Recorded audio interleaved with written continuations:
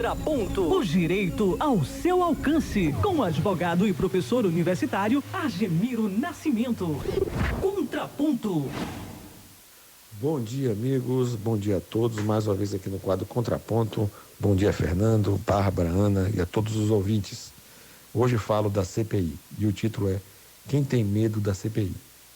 Transcorre no Senado Federal a CPI, que tem por finalidade apurar os desmandos do governo federal no combate à pandemia que assola e assusta o país.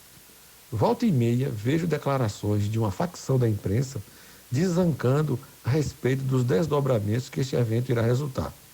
E sempre com comentários atacando seus propósitos e os membros dessa comissão. Aproveito o espaço para descrever os possíveis cenários que podem ocorrer ao fim dos trabalhos da dita CPI. Primeiramente, uma comissão parlamentar de inquérito tem por atribuição fiscalizar a administração pública, conforme dispõe o texto constitucional.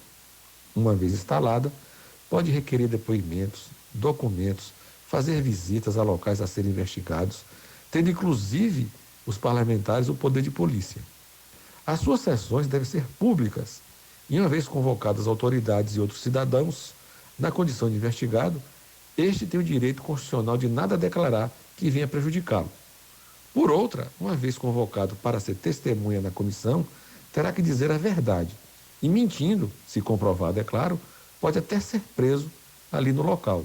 Lembrando que a CPI se dá no âmbito do Poder Legislativo. A atual CPI, que se dá no Senado Federal, teve início na semana passada e já convocou algumas autoridades e estas já deram seus depoimentos.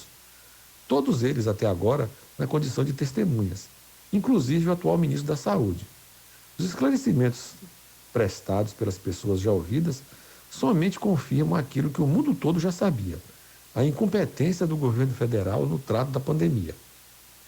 Entre os depoimentos bastante elucidativos já concedidos, o do ex-ministro da Saúde, Mandetta, se destaca.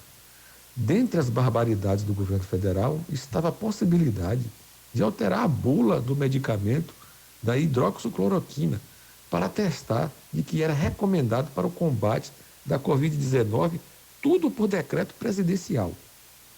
No depoimento de ontem do diretor-geral da Anvisa, este confirmou a história contada pelo ex-ministro da Saúde e ainda disse que a cientista Nisi Yamaguchi, a única no mundo que defende o uso da cloroquina como tratamento precoce da Covid-19, se mostrou mobilizada para alterar a bula por decreto.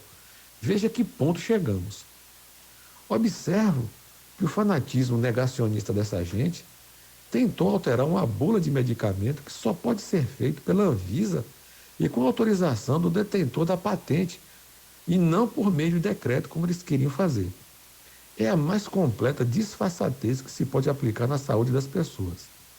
Alguém com o mínimo de bom senso, ao que parece, barrou tamanha estupidez. E não adianta distorcer os depoimentos. Estes foram dados por pessoas que presenciaram o ocorrido e as narrativas deles se mostraram iguais. Só este fato já daria apuração de responsabilidade. Lembrando ainda que falta muita gente para prestar depoimento. Mas o dito até agora já tem indícios suficientes para a promoção de processo na justiça. Imagine que esse povo queria alterar uma bula por decreto. Isso é um absurdo. Nunca vi uma coisa dessa. Outro fato aí que ainda vai render panos para a manga é o depoimento do Eduardo Pazuello, ex-ministro da Saúde e general do Exército. Ele até agora tem tentado escapar de ir depor na CPI. Se fosse na condição de investigado, poderia utilizar o direito constitucional de ficar calado. Mas vai depor na condição de testemunha. Assim, ele fica obrigado a ir, pois testemunha não pode deixar de dar o seu depoimento. E também não pode mentir. Se assim o fizer, pode ser preso em flagrante. Os senadores têm poder para isto. É por essas e outras que vem tentando adiar o máximo possível a sua ida. Tanto que adiou o comparecimento, alegando que teve contato com 2 coronéis que estavam com Covid-19 e achou por bem se ausentar para evitar a transmissão. Mas, como essa gente do governo federal é amadora, foi flagrado na última semana recebendo o ministro Onyx Lorenzoni no hotel militar onde está hospedado, sem máscara e caminhando livremente pelas suas instalações. Corre em Brasília que tentaram fazer com Pazuello uma media training para testá-lo como se porta numa situação de enfrentamento de uma enxurrada de perguntas sem cair em contradição ou ocultar um fato. Media training é aquele treinamento que se faz com a pessoa para saber como ela responde a perguntas numa entrevista, num depoimento. Mas, ao que parece, foi um fracasso. Também vai se esperar o quê de um sujeito que foi o pior ministro da Saúde que já teve na pasta? Agora busca uma saída jurídica para evitar o seu comparecimento à CPI. Não vejo, por enquanto, nenhuma saída para ele.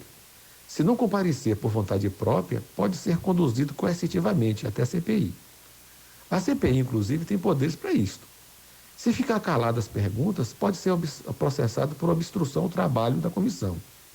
Se ele tentar ingressar um habeas corpus pedindo não comparecimento ou impedir de ser preso se emitindo seu depoimento, não terá sucesso, porque esse pedido não tem amparo jurídico e a sua pretensão irá por água abaixo. Se aventou também comparecer fardado. Primeiro, que se agir assim será um assíntia ao parlamento. Segundo, ele foi convocado na condição de ex-ministro de Estado e não como general do Exército. Mas, ao que parece, um superior a ele ordenou que não fizesse isso. Vamos esperar para ver. Terminados os trabalhos da CPI, é encaminhado à Procuradoria-Geral da República o resultado para a abertura de processos criminais contra as autoridades envolvidas na má gestão do combate à pandemia. Não compete à Procuradoria se omitir nessa tarefa, pois, por força de lei, é obrigada a fazê-lo, as denúncias. E pelo que se disse até agora, no meu modesto entender, pelo menos crime de responsabilidade já tem mais do que suficientes indícios. Se haverá punição ou não, compete à Justiça dizer. Então, amigos, esse é o cenário que está ocorrendo na CPI. O depoimento ontem do presidente da Anvisa, dizendo que não adota cloroquina, que não deve ser usado, me parece assim uma lufada de lucidez nessa ideia idiota de que a cloroquina combate a Covid. Né? Só besta que toma e acredita nessa história. É o que eu tenho a dizer. Um abraço a todos e até a próxima segunda-feira. Contraponto. Contraponto. O direito ao seu alcance. Com o advogado e professor universitário Argemiro Nascimento. Contraponto.